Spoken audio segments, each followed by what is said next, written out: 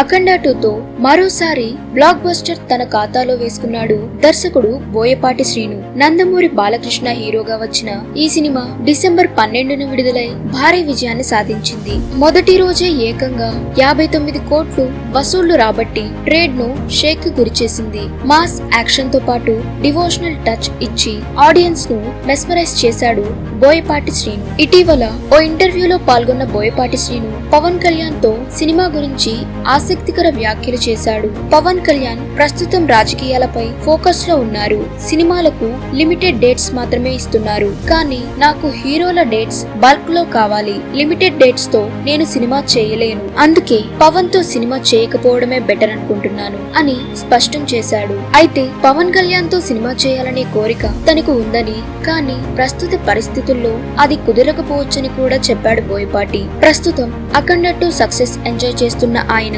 త్వరలో ప్రధాని నరేంద్ర మోడీ కోసం ఢిల్లీలో ప్రత్యేక ప్రదర్శన కూడా ఏర్పాటు చేయనున్నట్లు తెలిపారు. ఇలాంటి లేటెస్ట్ సినీ అప్డేట్స్ కోసం వెంటనే మన ఛానల్ ని సబ్స్క్రైబ్ చేసుకోండి.